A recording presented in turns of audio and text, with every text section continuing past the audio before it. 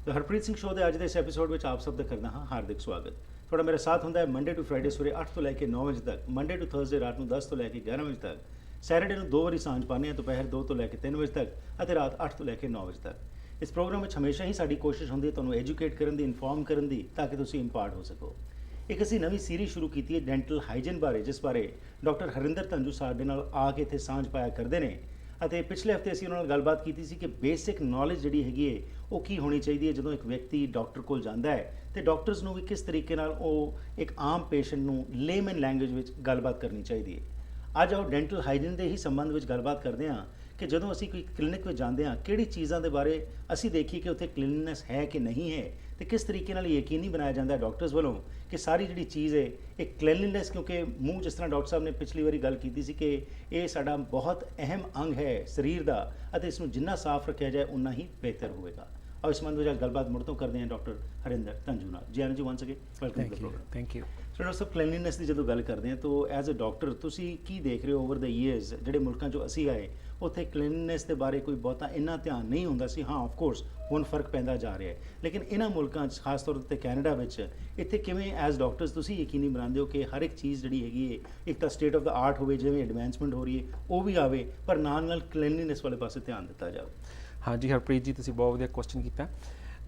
Cleanliness ਦੇ ਵਿੱਚੋਂ ਜਿਸ ਤਰ੍ਹਾਂ ਤੁਸੀਂ ਸਾਡਾ ਜਿਹੜਾ ਸਟਾਫ ਹੁੰਦਾ ਹੈ ਇਹ ਉਹਨਾਂ ਦੀ ਡਿਊਟੀਜ਼ ਹੈ, ਇਹ ਉਹਨਾਂ ਦੀ ਜੌਬ ਹੈ ਕਿ ਵੀ ਉਹਨਾਂ ਨੇ ਕਲੀਨਿਕ ਨੂੰ ਅਪ ਟੂ ਡੇਟ ਰੱਖਣਾ ਹੈਗਾ ਜੀ, ਰਾਈਟ। ਐਜ਼ ਅ ਡਾਕਟਰ ਤੁਸੀਂ ਉਸ ਟੀਮ ਦੇ ਲੀਡਰ ਹੋ, ਤੁਸੀਂ ਹਰ ਇੱਕ ਚੀਜ਼ ਨੂੰ ਚੈੱਕ ਕਰਨਾ ਹੈ ਕਿ ਵੀ ਜਿਹੜਾ ਸਟਾਫ ਨੇ ਉਹਦੀ ਸਟਰਲਾਈਜੇਸ਼ਨ ਪ੍ਰੋਪਰ ਕੀਤੀ ਹੈ ਜੀ। ਜਿਹੜਾ ਸਾਡਾ ਸਰਟੀਫਾਈਡ ਅਸਿਸਟੈਂਟ ਸਟਾਫ ਹੈ ਉਹਨਾਂ ਨੇ ਇਨਸਟਰੂਮੈਂਟਸ ਸਾਰੇ ਹੀ ਲਾਈਕ ਕਲੀਨ ਕਰਨੇ ਆ, ਕਲੀਨ ਕਰਕੇ ਫਿਰ ਸਟਰਲਾਈਜ਼ ਕਰਕੇ ਉਸ ਨੂੰ ਬੈਕ ਕਰਨਾ ਹੈਗਾ ਜੀ। ਜਿਹੜਾ ਸਾਡਾ ਪਲਾਸਟਿਕ ਦੇ ਇੰਸਟਰੂਮੈਂਟਸ ਹੁੰਦੇ ਉਹ ਸਾਰੇ ਹੀ ਬੇਸਿਕਲੀ ਡਿਸਪੋਜ਼ੇਬਲ ਹੁੰਦੇ ਆ। ਜਿਹੜੀ ਮੂੰਹ 'ਚ ਸਕਸ਼ਨ ਲੈ ਕੇ ਜਾਂਦੇ ਅਸੀਂ ਜਾਂ ਦੋ ਸਟਿਪਸ ਜਿਹੜੀਆਂ ਸਲਾਈਵਾ ਪਿਕ ਕਰਦੀਆਂ ਨੇ ਉਹ ਸਾਰੀਆਂ ਡਿਸਪੋਜ਼ੇਬਲ ਹੁੰਦੀਆਂ ਨੇ। ਸਿਰਫ ਜਿਹੜੇ ਸਟੀਲ ਦਾ ਇੰਸਟਰੂਮੈਂਟ ਹੈਗਾ ਜਾਂ ਟਾਈਟੇਨੀਅਮ ਦੇ ਜਾਂ ਹੋਰ ਜਿਹੜੇ ਪਾਰਟਸ ਐਕਸਪੈਂਸਿਵ ਪਲਾਸਟਿਕ ਦੇ ਜਿਹੜੇ ਮੈਡੀਕਲ ਜਾਂ ਡੈਂਟਲ ਡਿਵਾਈਸਿਸ ਨੇ ਉਹ ਸਟਰਲਾਈਜ਼ੇਬਲ ਹੁੰਦੇ ਨੇ। ਸੋ ਉਹ ਸਾਰੇ ਹੀ ਸਟਰਲਾਈਜ਼ ਕਰਕੇ ਬੈਕ ਕੀਤੇ ਜਾਂਦੇ ਨੇ। ਸੋ ਇਹ ਤਾਂ ਹੈਗਾ ਜਿਹੜਾ ਡੈਂਟਲ ਇਕਵਿਪਮੈਂਟ ਦਾ। ਪਰ ਜਿਹੜਾ ਓਵਰਆਲ ਇਨਫਰਾਸਟਰਕਚਰ ਹੈ, ਤੁਹਾਡਾ ਕਲੀਨਿਕ ਹੈ, ਤੁਸੀਂ ਜਾਣਦੇ ਹੋ ਰਾਈਟ, ਤੁਸੀਂ ਦੇਖਦੇ ਹੋ ਕਿ ਵੀ ਜੇ ਹੁਣ ਰਿਸੈਪਸ਼ਨ ਦੇ ਵਿੱਚੋਂ ਬਾਹਰੋਂ ਗੰਦੇ ਬੂਟ ਆ ਗਏ ਜਾਂ ਬਾਹਰੋਂ ਕੋਈ ਜਿੱਦਾਂ ਰੇਨ ਆਪਣੇ ਇੱਥੇ ਸਨੋ ਪੈ ਗਈ ਜਾਂ ਰੇਨ ਪੈ ਰਹੀ ਹੈ, ਗਿੱਲੇ ਬੂਟ ਆ ਰਹੇ ਨੇ ਅੰਦਰ ਰਾਈਟ। ਸੋ ਉਸ ਜਿਹੜੇ ਰਿਸੈਪਸ਼ਨ ਦਾ ਜਿਹੜਾ ਏਰੀਆ ਹੈਗਾ ਉਹ ਤੇ ਮੋਸਟਲੀ ਆਪਣੇ ਪੇਸ਼ੈਂਟਸ ਨੂੰ ਧਿਆਨ ਦੇਣਾ ਚਾਹੀਦਾ ਕਿ ਵੀ how they can come as clean as possible to help that facility to maintain cleanliness right।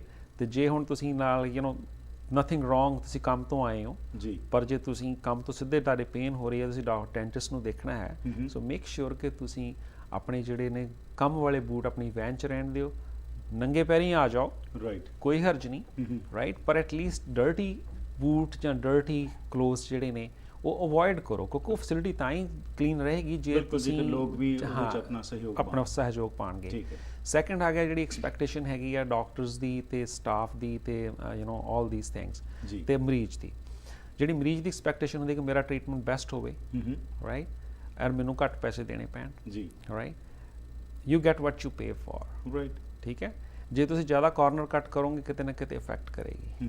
ਜੇ ਤੁਸੀਂ ਆਪਣੇ ਡਾਕਟਰ ਜਾਂ ਸਟਾਫ ਨੂੰ, ਡੈਂਟਿਸਟ ਨੂੰ ਤੁਸੀਂ ਮੌਕਾ ਦਿਓਗੇ ਕਿ ਵੀ ਤੁਹਾਡੀ ਸਰਵਿਸ ਚੰਗੀ ਹੋਵੇ, ਤੁਹਾਡੀ ਕਲੀਨਲੀਨੈਸ ਜਿਹੜੀ ਆ ਉਹ ਉਸ ਫੈਸਿਲਿਟੀ ਦੀ ਮੇਨਟੇਨ ਰਵੇ, ਉਹਦੇ 'ਚ ਐਕਸਟਰਾ ਇਨਵੈਸਟਮੈਂਟ ਹੋਏਗੀ ਤੇ ਉਹਦੀ ਫੀ ਵੀ ਜਿਹੜੀ ਆ ਉਹ ਐਂਡ ਯੂਜ਼ਰ 'ਤੇ ਬੇਅਰ ਕਰਨੀ ਪਏਗੀ ਰਾਈਟ। ਇਹ ਤੁਹਾਡੀ ਚੋਇਸ ਆ, ਤੁਸੀਂ ਕਿਸ ਲੈਵਲ 'ਤੇ ਜਾ ਕੇ ਤੁਸੀਂ ਆਪਣੀ ਸਰਵਿਸਿਜ਼ ਜਿਹੜੀਆਂ ਨੇ ਉਹ ਅਵੇਲ ਕਰਨੀਆਂ ਨੇ ਰਾਈਟ ਜੀ। ਜਿਸ ਤਰ੍ਹਾਂ ਤੁਸੀਂ ਕਿਹਾ ਕਿ ਕਿਉਂਕਿ ਹਰ ਇੱਕ ਚੀਜ਼ ਜਿਹੜੀ ਹੈ ਮੂੰਹ ਦੇ ਵਿੱਚ ਹੀ ਜਾਣੀ, ਉਹ ਸਕਸ਼ਨ ਪੰਪ ਹੋਵੇ ਜਾਂ ਉਹ ਜਿਹੜੀ ਇੱਕ ਟਿਊਬ ਜੀ ਹੁੰਦੀ ਹੈ ਜਾਂ ਜਿਹੜੇ ਤੁਸੀਂ ਇਕਵਿਪਮੈਂਟਸ ਵਰਤਦੇ ਹੈਗੇ ਹੋ, ਤਾਂ ਸਟਰਲਾਈਜੇਸ਼ਨ ਬਾਰੇ ਤੁਸੀਂ ਜਿਹੜੀ ਗੱਲ ਕਰ ਰਹੇ ਸੀ ਤਾਂ ਉਹ ਕੀ ਉਸ ਨੂੰ ਗਰਮ ਪਾਣੀ ਦੇ ਵਿੱਚ ਜਾਂ ਕੁਝ ਹੋਰ ਬੋਇਲ ਕਰਕੇ ਹੀ ਤੁਸੀਂ ਸਟਰਲਾਈਜ਼ ਕਰਦੇ ਹੋ ਜਾਂ ਕੁਝ ਹੋਰ ਵੀ ਚੀਜ਼ਾਂ ਦਾ ਵਰਤੋਂ? ਹਾਂ, ਜਿਵੇਂ ਬੋਇਲਿੰਗ ਤਾਂ ਹੁਣ ਬਹੁਤ ਇੱਥੇ ਹਿਸਟਰੀ ਹੋ ਗਈ। ਅੱਛਾ ਜੀ। ਹਾਂਜੀ, ਹੁਣ ਤੇ ਐਕਚੁਅਲੀ ਜਿਹੜੇ ਸਾਡੇ ਹੁੰਦੇ ਨੇ ਸਟਰਲਾਈਜੇਸ਼ਨ ਨੇ ਕਲਾਸ B ਸਟਰਲਾਈਜੇਸ਼ਨ ਬੋਲਦੇ, ਹਸਪੀਟਲ 'ਚ ਯੂਜ਼ ਕਰਦੇ ਨੇ। ਸੋ ਇਹ ਵੈਕਿਊਮ ਦੇ ਨਾਲ ਹੀਟ ਦੇ ਨਾਲ ਜਿਹੜੇ ਆ ਉਹਦੇ ਚ ਵੈਕਿਊਮ ਕ੍ਰੀਏਟ ਕੀਤਾ ਜਾਂਦਾ, ਸਕ ਕਰ ਲਿਆ ਜਾਂਦਾ, ਰਾਈਟ। ਜਿਹੜੀ ਵਾਟਰ ਜਾਂ ਸਟੀਮ ਸਟਰਲਾਈਜੇਸ਼ਨ ਹੁੰਦੀ ਹੈ ਉਹ ਵੀ ਅਗੇਨ ਵੈਕਿਊਮ ਦੇ ਅੰਡਰ ਪ੍ਰੈਸ਼ਰ ਹੁੰਦੀ ਹੈ ਜੀ, ਰਾਈਟ। ਸੋ ਕਾਫੀ ਹਾਈ ਟੈਂਪਰੇਚਰ ਤੇ ਜਾ ਕੇ ਉਸ ਨੂੰ ਸਟਰਲਾਈਜੇਸ਼ਨ ਕੀਤਾ ਜਾਂਦਾ। ਇਹ ਤਕਰੀਬਨ 1 ਘੰਟਾ ਲੱਗਦਾ ਜੇ ਇੰਸਟਰੂਮੈਂਟ ਨੂੰ ਆਪਾਂ ਸਾਰੇ ਹੀ ਜਿਹੜਾ ਕਲੀਨ ਕਰਕੇ ਸਟਰਲਾਈਜੇਸ਼ਨ ਕਰਕੇ ਉਸ ਨੂੰ ਬੈਕ ਕਰਕੇ ਤੇ ਪੇਸ਼ੈਂਟ ਨੂੰ ਦੁਬਾਰਾ ਅਸੀਂ ਉਸ ਇੰਸਟਰੂਮੈਂਟਸ ਨੂੰ ਰੀਯੂਜ਼ ਕਰ ਸਕਦੇ ਹਾਂ ਜੀ। ਔਰ ਸਾਡੇ ਆਫਿਸ ਦੇ ਵਿੱਚ ਅਸੀਂ ਤੁਹਾਨੂੰ ਦੱਸ ਸਕਦੇ ਹਾਂ ਕਿ like we have multiple sets. So ਜਿਹੜਾ ਇੱਕ ਸੈਟ ਅਸੀਂ ਯੂਜ਼ ਕਰ ਲਿਆ ਉਹ most likely it's gonna be use next day, right. ਕਿਉਂਕਿ ਉਹਦਾ ਕਾਰਨ ਕਿ ਸਟਾਫ ਬਿਜ਼ੀ ਹੈ, they can not sterilization right away. So most of the offices follow those guidelines ਕਿਉਂਕਿ ਇੱਥੇ ਸਾਡਾ ਜਿਹੜਾ ਕੈਨੇਡੀਅਨ ਸਿਸਟਮ, ਕੈਨੇਡੀਅਨ ਸਟਰਕਚਰ ਹੈਗਾ, it's very strict, laws are strict, right. So sterilization ਨੂੰ ਕੋਈ ਵੀ ਅਣਗਹਿਲੀ ਨਹੀਂ ਦੇ ਸਕਦਾ। ਸੋ ਇਹਦੇ ਵਿੱਚ ਹੈਲਥ ਇੰਸਪੈਕਟਰਸ ਵਗੈਰਾ ਵੀ ਆ ਕੇ ਚੈਕਿੰਗ ਵਗੈਰਾ ਕਰਦੇ ਨੇ ਜੀ? ਨਹੀਂ, ਹੈਲਥ ਇੰਸਪੈਕਟਰ ਨਹੀਂ ਹੈ, ਪਰ doctor itself is a kind of is inspector, right. ਕਿਉਂਕਿ ਅਸੀਂ ਚਾਂਸ ਲੈ ਹੀ ਨਹੀਂ ਸਕਦੇ।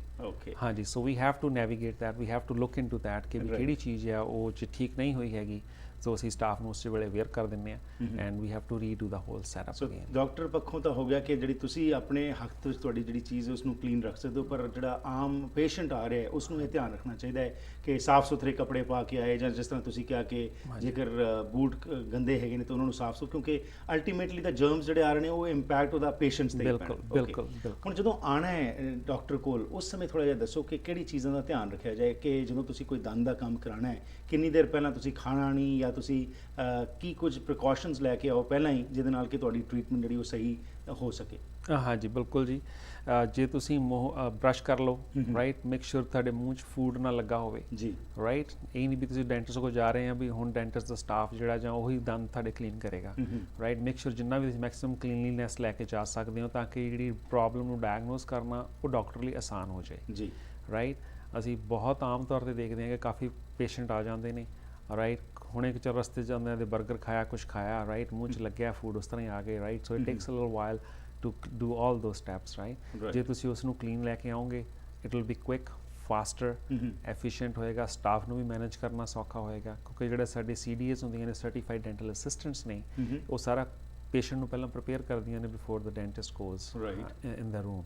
ਸੋ ਉਹਨਾਂ ਨੇ ਸਾਰਾ ਕੁਝ ਚੈੱਕ ਕਰਨਾ, ਉਹਨਾਂ ਨੇ ਹਿਸਟਰੀ ਲੈਣੀ ਹੈ, ਰਾਈਟ, ਕਿਹੜੀ ਪ੍ਰੋਬਲਮ ਲਈ ਆਏ ਹੋ, ਕਿਵੇਂ ਆਏ ਹੋ, right. So then doctor goes next, right. So then we diagnose, final diagnose and x-rays, radiographs ਕਰਨੇ ਨੇ, ਰਾਈਟ, ਜਾਂ ਜੋ ਵੀ ਸਟੈਪਸ ਅਸੀਂ ਯੂਜ਼ ਕਰਦੇ ਹਾਂ। ਸੋ ਮੋਸਟਲੀ ਜਿੰਨਾ ਵੀ ਅਸੀਂ ਰੱਖਦੇ ਹੈਗੇ ਹਾਂ ਸਾਰਾ ਡਿਸਪੋਜ਼ੇਬਲ ਸਾਡੇ ਕੋਲ ਹੁੰਦਾ, most of the dental offices use that. ਜਾਂ ਉਹਦੇ ਨਾਲ ਕੀ ਹੈ ਕਿ ਜਿਹੜੀ ਸਟਰਲਾਈਜੇਸ਼ਨ ਬੈਰੀਅਰ ਇੱਕ ਬਣਿਆ ਹੈਗਾ ਉਹ ਅਸੀਂ ਬੈਰੀਅਰ ਨੂੰ ਰੱਖਦੇ ਹੈਗੇ ਤਾਂ ਕਿ ਇੱਕ ਮਰੀਜ਼ ਤੋਂ ਦੂਸਰੇ ਮਰੀਜ਼ ਤੱਕ ਕਦੀ ਕੋਈ ਵੀ ਕੋਈ ਕੰਟੈਕਟ 'ਚ ਨਾ ਚੀਜ਼ ਆਵੇ। ਔਰ ਜਿਹੜੀ ਚੇਅਰ ਤੇ ਮਰੀਜ਼ ਬੈਠਦਾ ਉਸ ਚੇਅਰ ਨੂੰ ਵੀ ਅਸੀਂ ਡਿਸਇਨਫੈਕਟੈਂਟਸ ਦੇ ਨਾਲ ਸਾਫ਼ ਕਰਦੇ ਹਾਂ ਤਾਂ ਕਿ ਜਿਹੜੇ ਕੱਪੜਿਆਂ ਦੇ ਨਾਲ ਜਰਮਸ ਆਏ ਨੇ ਉਹ ਦੂਸਰੇ ਮਰੀਜ਼ ਦੇ ਕੱਪੜਿਆਂ ਨੂੰ ਨਾ ਲੱਗਣ।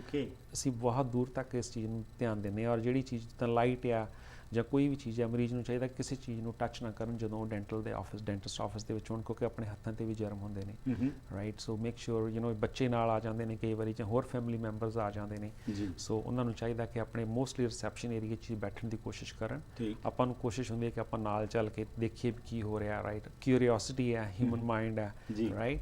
ਪਰ ਜੇ ਡੈਂਟਿਸਟ ਜਾਂ ਉਸਦੇ ਸਟਾਫ ਨੇ ਤੁਹਾਨੂੰ ਹਦਾਇਤ ਦਿੱਤੀ ਹੈ ਕਿ ਤੁਸੀਂ ਪਲੀਜ਼ ਬਾਹਰ ਜਾਓ ਤਾਂ ਕਦੀ ਮਾਈਂਡ ਨਹੀਂ ਕਰਨਾ ਚਾਹੀਦਾ ਕਿਉਂਕਿ ਉਹਦੇ 'ਚ ਕੀ ਹੈ ਕਿ ਵੀ ਜੇ ਡਾਕਟਰ ਤੁਹਾਡੀ ਲੈਂਗੁਏਜ ਬੋਲ ਰਿਹਾ, ਰਾਈਟ, ਜਿਹੜੀ ਵੀ ਲੈਂਗੁਏਜ ਦੇ ਵਿੱਚ ਤੁਸੀਂ ਪ੍ਰੈਫਰ ਕਰਦੇ ਹੋ ਜਾਂ ਅਸਿਸਟੈਂਟ ਤੁਹਾਡੀ ਲੈਂਗੁਏਜ ਨੂੰ ਸਮਝ ਰਿਹਾ, ਇੰਟਰਪ੍ਰੇਟਰ ਦੀ ਲੋੜ ਨਹੀਂ ਹੈ ਤੇ ਉਸ ਕਿਉਂਕਿ ਕਮਰਾ ਬਹੁਤ ਛੋਟਾ ਹੁੰਦਾ ਹੈ, it's only design to make sure ਕਿ ਵੀ ਜਿਹੜੀ ਕਲੀਨਲੀਨੈਸ ਆ ਉਹ ਜਾਂ ਉਹਦੀ ਜਿਹੜੀ ਏਸੈਪਸਿਸ ਕੰਡੀਸ਼ਨਸ ਹੈਗੀਆਂ ਨੇ ਉਸ ਨੂੰ ਮੇਨਟੇਨ ਰੱਖਿਆ ਜਾਵੇ। ਜਿੰਨੇ ਜ਼ਿਆਦਾ ਲੋਕ ਜਾਣਗੇ ਉਹਨੇ ਜ਼ਿਆਦਾ ਜਰਮਸ ਟਰੈਵਲ ਕਰਨਗੇ, ਰਾਈਟ। ਸੋ ਜਦੋਂ ਟ੍ਰੀਟਮੈਂਟ ਹੋ ਰਹੀ ਹੁੰਦੀ ਹੈ, ਜਿਸ ਤਰ੍ਹਾਂ ਤੁਸੀਂ ਕਿਹਾ ਕਿ ਇਹ ਪਰਿਵਾਰ ਨੂੰ ਵੀ ਧਿਆਨ ਰੱਖਣਾ ਚਾਹੀਦਾ ਹੈ, ਪਰ ਉਸ ਦੇ ਨਾਲ ਜਦੋਂ ਟ੍ਰੀਟਮੈਂਟ ਹੋ ਜਾਂਦੀ ਉਸ ਤੋਂ ਬਾਅਦ ਵੀ ਤੁਸੀਂ ਕੀ ਕੋਈ ਇਨੀਸ਼ੀਏਟਿਵ ਲੈਂਦੇ ਹੋ ਕਿ ਜਿਹੜਾ ਵੀ ਵਿਅਕਤੀ ਹੈਗਾ ਉਸ ਨੂੰ ਕੋਈ ਰਿਟਨ ਜਾਂ ਹੋਰ ਤਰੀਕੇ ਨਾਲ ਸਮਝਾ ਦਿੱਤਾ ਜਾਵੇ ਕਿ ਇਸ ਤੋਂ ਬਾਅਦ ਕੀ ਕੁਝ ਕਰਨਾ ਹੈਗਾ? ਹਾਂਜੀ, ਪ੍ਰੋਸੀਜਰਸ ਦੇ ਬਾਅਦ ਮੋਸਟਲੀ ਸਾਡੇ like we do give them in written instructions, verbal instructions ਵੀ ਦੇ ਦੀਆਂ ਹੈਗੀਆਂ, ਰਾਈਟ। ਪਰ ਇਨ ਰਾਈਟਿੰਗ ਵੀ ਕੋਸ਼ਿਸ਼ ਕਰੀਦੀ ਹੈ, ਸਪੈਸ਼ਲੀ ਸਪੋਜ਼ ਦੰਦ ਹੀ ਕਢਾਇਆ ਹੈਗਾ ਤਾਂ ਅਸੀਂ ਇੱਕ ਫਾਰਮ ਪ੍ਰਿੰਟ ਕੀਤਾ ਹੈ, ਸਟੈਂਡਰਡ ਇੰਸਟਰਕਸ਼ਨਸ ਲਿਖੀਆਂ ਹੋਈਆਂ, ਰਾਈਟ, ਉਹ ਦੇ ਦਿੱਤੀਆਂ ਨੇ, ਰਾਈਟ। ਨਾਲ ਉਸ ਦੇ ਜੋ ਵੀ ਰਿਕੁਆਇਰਡ ਮੈਡੀਸਿਨਸ ਦੇਣੀ ਹੈਗੀ ਆ ਵੀ ਐਕਸਪਲੇਨ them everything ਕਈ ਵਾਰੀ ਤੁਸੀਂ ਜੇ ਸੋਚਦੇ ਹੋ ਕਿ ਤੁਹਾਨੂੰ ਨੰਬਨੈਸ ਹੈ, ਤੁਹਾਨੂੰ ਸੁਣਿਆ ਨਹੀਂ ਜਾਂ ਪਤਾ ਨਹੀਂ ਲੱਗਿਆ, ਜੇ ਤੁਹਾਡੇ ਨਾਲ ਫੈਮਿਲੀ ਮੈਂਬਰ ਆਇਆ ਹੈਗਾ, ਸਾਡੀ ਕੋਸ਼ਿਸ਼ ਹੁੰਦੀ ਹੈ ਕਿ ਜਦੋਂ ਇੰਸਟਰਕਸ਼ਨਸ ਦੇਣੀਆਂ ਉਹ ਫੈਮਿਲੀ ਮੈਂਬਰ ਨੂੰ ਵੀ ਉਸ ਡਿਸਕਸ਼ਨ 'ਚ ਇਨਵੋਲਵ ਕਰੀਦਾ, ਤਾਂ ਕਿ ਜਿਹੜੀ ਇੰਸਟਰਕਸ਼ਨਸ ਆ ਉਹ ਸਾਰੇ ਫੈਮਿਲੀ ਨੂੰ ਪਤਾ ਹੋਵੇ ਵੀ ਕੀ ਅੱਜ ਰੋਲ ਕੀ ਹੈ। ਰਾਈਟ, ਹੁਣ ਕਈ ਵਾਰੀ ਮਰੀਜ਼ ਇੰਸਟਰਕਸ਼ਨਸ ਫੋਲੋ ਨਹੀਂ ਕਰਦੇ, ਰਾਈਟ, ਸਪੈਸ਼ਲੀ ਦੰਦ ਕਢਾਇਆ, ਜਾ ਕੇ ਲਾਉਣ ਕੱਟਣ ਲੱਗ ਪਏ ਜਾਂ ਫੋਨ ਤੇ ਗੱਲਾਂ ਹੀ ਕਰੀ ਜਾਣਗੇ, ਉਹ ਬਲੀਡਿੰਗ ਬੰਦ ਨਹੀਂ ਹੋਏਗੀ, ਕਿਉਂਕਿ ਉਹਨਾਂ ਨੇ ਆਪਣੇ ਆਪ ਨੂੰ ਇਸ ਤਰ੍ਹਾਂ like no they are suppose to be quiet, they suppose to be resting, not doing any homework. ਜੇ ਕੰਮ ਤੇ ਨਹੀਂ ਜਾਣਾ ਪਰ ਘਰ ਦਾ ਕੰਮ ਵੀ ਤੇ ਕੰਮ ਹੈ, ਕੰਮ ਹੀ ਹੈ ਜੀ, ਬਿਲਕੁਲ, right, so that elevates your blood pressure and bleeding stop ਨਹੀਂ ਹੋਏਗੀ, right. So these are little things you have to follow the instruction, ਧਿਆਨ ਨਾਲ ਸੁਣੋ ਇੰਸਟਰਕਸ਼ਨ ਡਾਕਟਰ ਨੇ ਜਾਂ ਅਸਿਸਟੈਂਟਸ ਨੇ ਕੀ ਇੰਸਟਰਕਸ਼ਨ ਦਿੱਤੀਆਂ ਨੇ ਪ੍ਰੋਸੀਜਰ ਤੋਂ ਬਾਅਦ ਔਰ ਉਸ ਨੂੰ ਫੋਲੋ ਕਰੋ। ਜੇ ਤੁਹਾਨੂੰ ਕੋਈ ਕਨਫਿਊਜ਼ਨ ਆ, ਕੰਸਰਨ ਆ, ਤੁਸੀਂ ਫੋਨ ਕਾਲ ਡਾਕਟਰ ਨਾਲ ਦੁਬਾਰਾ ਤੁਸੀਂ ਸਲਾਹ ਕਰ ਸਕਦੇ ਹੋ ਕਿ ਮੇਰੀ ਆਹ ਪ੍ਰੋਬਲਮ ਹੈ, ਕੀ ਕਰਾਂ। ਰਾਈਟ, ਹਾਂਜੀ, ਬਹੁਤ ਖੂਬ ਜੀ। ਇਹਦੇ ਬਾਰੇ ਕਿਉਂਕਿ ਸਾਊਥ ਏਸ਼ੀਅਨ ਭਾਈਚਾਰੇ ਨਾਲ ਤੁਹਾਡੇ ਬਹੁਤ ਸਾਰੇ ਪੇਸ਼ੈਂਟਸ ਜਿਹੜੇ ਆਉਂਦੇ ਨੇ, ਕਿਸ ਤਰ੍ਹਾਂ ਦੇ ਇਸ਼ੂਜ਼ ਚੈਲੰਜਸ ਜਿਹੜੇ ਹੈਗੇ ਨੇ ਆਮ ਤੌਰ ਦੇ ਉੱਤੇ ਸਾਹਮਣੇ ਆਉਂਦੇ ਨੇ, ਇਹਦੇ ਬਾਰੇ ਮੈਂ ਚਾਹਾਂਗਾ ਕਿ ਵਿਸਥਾਰ ਵਿੱਚ ਅਗਲੀ ਵਾਰ ਜਿਹੜਾ ਅਸੀਂ ਐਪੀਸੋਡ ਕਰਨਾ ਉਹਦੇ ਵਿੱਚ ਵਿਸਥਾਰ ਵਿੱਚ ਗੱਲਬਾਤ ਕਰੀਏ, ਤਾਂ ਕਿ ਕਈ ਵਾਰੀ ਕੀ ਹੁੰਦਾ ਕਿ ਸ਼ਰਮ ਦੇ ਮਾਰੇ ਵੀ ਅਸੀਂ ਕਈ ਵਾਰੀ ਕੁਝ ਨਹੀਂ ਪੁੱਛਦੇ, ਪਰ ਤੁਹਾਡੇ ਐਕਸਪੀਰੀਅੰਸ ਨਾਲ ਜੇਕਰ ਸਾਨੂੰ ਉਹ ਪਤਾ ਲੱਗੇ ਉਸ ਨਾਲ ਸਾਡੇ ਦਰਸ਼ਕਾਂ ਦਾ ਬੈਨੀਫਿਟ ਹੋ ਸਕਦਾ ਹੈ। Thank you very much for your time. Thank you ਜੀ।